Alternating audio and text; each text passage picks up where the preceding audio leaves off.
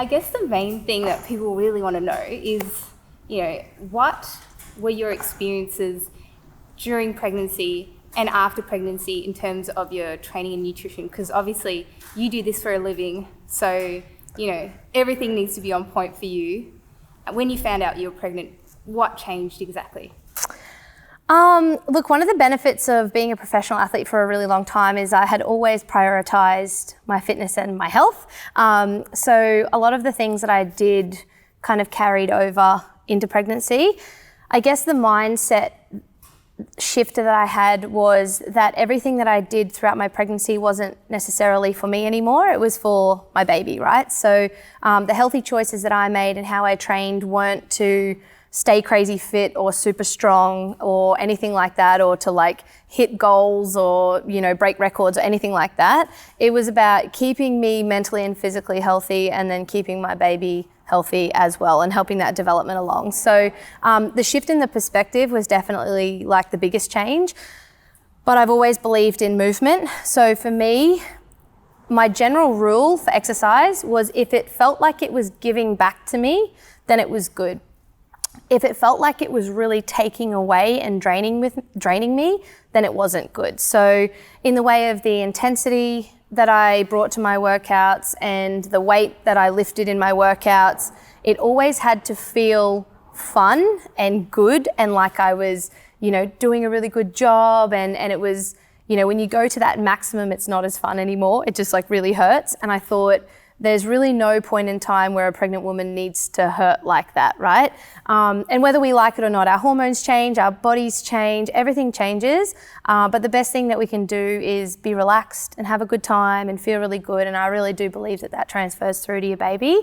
So I still trained. I trained all the way up until I think about a week before my daughter was born. And I walked into the gym one day and I started moving some kettlebells really slow by this stage, not moving very fast at all. And I turned to my husband and I was like, this doesn't feel good anymore. I feel really exhausted. I feel like it's making me a bit sore.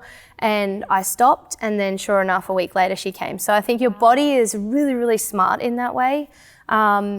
I changed a lot of movements along the way to make sure that I was obviously taking care of my body as well and understanding its changes hormonally, and just sort of like adapted with the times. There were times where I was super tired and didn't train at all and just needed to rest because, like I said, it wasn't giving back to me.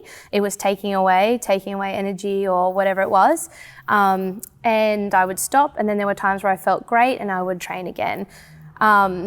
During that period, I think I always made sure that I could still maintain a conversation when I was training. So I didn't use a heart rate monitor or anything like that. I just made sure that I could still maintain a conversation and still control my breath to make sure that I wasn't bracing too hard through my belly. I wasn't exerting myself too much. And same goes for lifting weights. I made sure that I was still really, really relaxed. I wasn't bracing too hard through the core. And again, I could inhale and exhale quite naturally. And that was sort of the recipe that I followed all the way through to the end. And then with nutrition, that was super important because pregnancy is already hard. It makes you tired. Your body often feels like it's not yours anymore. And so I didn't want to feel any worse. And I think there's two mindsets that you can have towards nutrition when you're pregnant. One is like, well, I already feel bad, or it already feels hard, or I'm tired, so I'll just do whatever I want and, eat junk or whatever and not take care of myself. But then you feel worse. Or you can go, look, it's already a little bit hard. I don't want it to be any more difficult. I can make this better. So I'll really take care of myself. So I ate a lot of whole foods. I still ate chocolate and stuff. I ate good chocolate within, with moderation.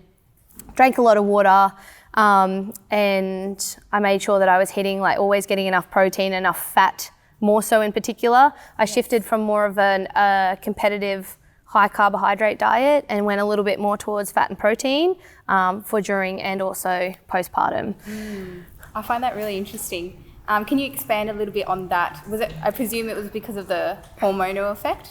Yeah, and just like the way the things that are required in the development of a fetus, and then I could kind of feel it too, where I didn't necessarily want, if you really, really pay attention, I could feel like I didn't want those foods as much and I was craving more of those those sort of fat dominant foods. And then we obviously know protein being the building blocks, you know, of pretty much everything, more than obviously just muscle, but then you're literally building a human. So, you know, following those kind of guidelines, and that helped my mood and my sleep, and just to be a lot more level. And as a woman in general, that's carried on now, like postpartum and, you know, and beyond, is always making sure that I hit those protein levels is super important. That's my number one.